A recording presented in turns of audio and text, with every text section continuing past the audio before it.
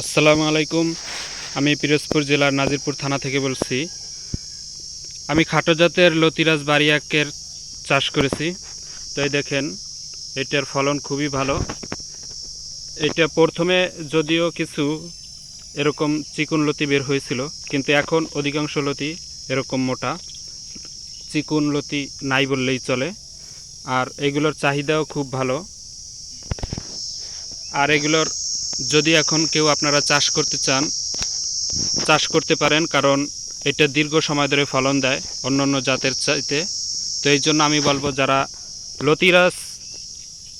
লতি চাষ করতে চান তারা খাটো জাতের লতিরাজ বারিয়াকের চাষ করতে পারেন।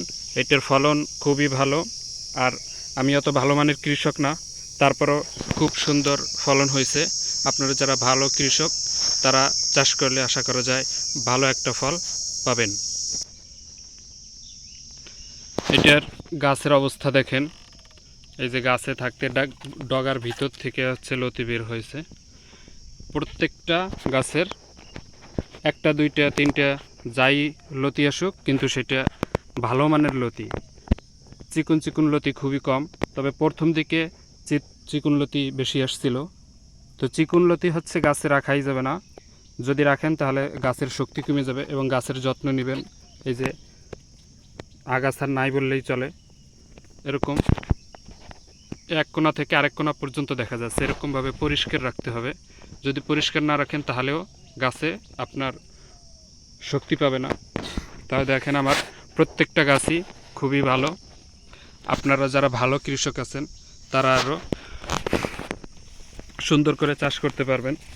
আমি ভালো মানের কৃষক না, তারপরও বেশি সময় দিতে পারিনি, তারপরেও খুব ভালো ফল পাচ্ছি। এই দেখেন, যে কটা লতি বের হয় একটাও ফেলানোর না, প্রত্যেকটা লতি আপনি ভালো দামে বিক্রি করতে পারবেন।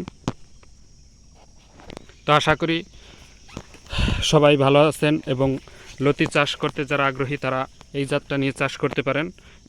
এটা দীর্ঘ সময় ধরে আপনাকে ফলন দিবে যদি আপনি গাছকে টিকে রাখতে পারেন। এই বলে আমি আমার ভিডিও শেষ করছি। আসসালামু আলাইকুম।